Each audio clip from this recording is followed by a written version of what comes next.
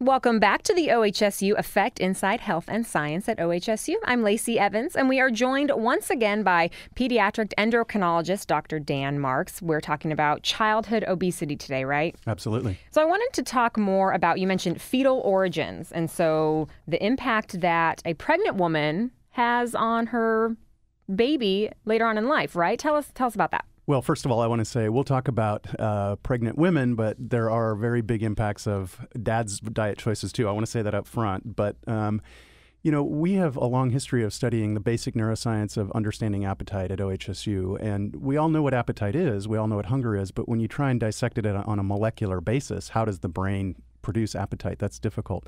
More recently, the horizon has really begun to understand how nutritional choices during pregnancy and lactation alter and really permanently alter the wiring of the part of your brain that regulates appetite and metabolic rate.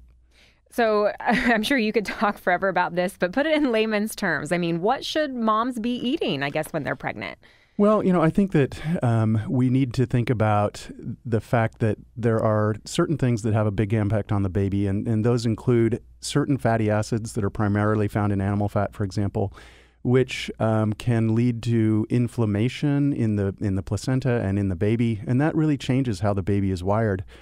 Some of the things that we consume a lot of during pregnancy, it's amazing how little we know about them. So the impact of a very high fructose load, for example, which we're all consuming now, is really unknown, and those are things that are really on the cutting edge of the science we're studying now. So it's very clear that there are nutritional effects, but which pieces of the excess nutrition have the biggest effect on the baby, we don't know. And we also don't know necessarily how much interaction there is between maternal obesity per se versus maternal diet on the outcome of the baby.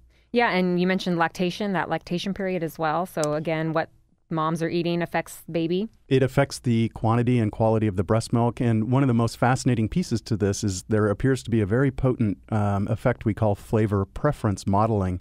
So what mom is eating during her lactation becomes hardwired into the child's brain as being something that they're going to prefer for the rest of their life. And I think that really should give us all, room to think about, hey, what is it that I want to be, quote unquote, teaching my child's brain to enjoy for the rest of their life? That's so interesting that you say that because, some people are definitely salty people and some people really like sweets. Is that kind of where that comes from along those same lines? It's like you're hardwired to like one food over another? Absolutely. And this is, you say hardwired, it's a very plastic system, So if you are born into an environment where, for example, cassava root is going to be your primary source of nutrition, it makes sense that if that's what mom is eating, that's what the child would want to learn to eat because that's what's present in the environment.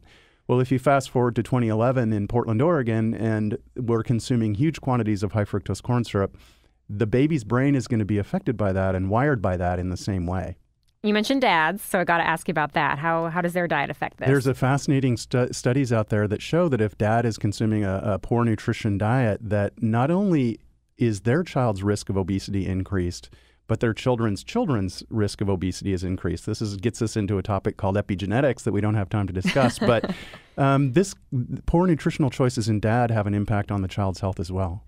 So we've talked a lot about the biological kind of neuroscience research that you're doing, but I want to talk about the neighborhood and population research that you're doing. That's an excellent point. We have a huge informatics effort at OHSU. A lot of people who are studying, if you think about a simple question, does proximity to a grocery store have an impact on the risk of childhood obesity? Turns out the answer to that is yes. But how did we find that out? Well, we found that out through field epidemiology and bioinformatics work. We're very fortunate at OHSU to be partnered with Kaiser, and Kaiser, of course, has a huge database. And so this cross-pollination between basic epidemiology and having expertise in informatics and computer databases has really been fruitful. So how can families get in touch with you and maybe come to your clinic if they're interested? Well, I think the best way is obviously through our website. OHSU and, of course, Dornbecker has a website that links through to things like the Healthy Lifestyles Clinic. Obviously, there are a lot of educational seminars offered at OHSU, and those are also advertised through the website. So if people want to learn about high fructose corn syrup, they can do that. And Then finally, there are a large series of lectures that are available for free, streaming online things through, again, the Dornbecker website, which have all of our Ground Round series and have a lot of information in these topics. And I think you mentioned earlier, even the CDC has a good website.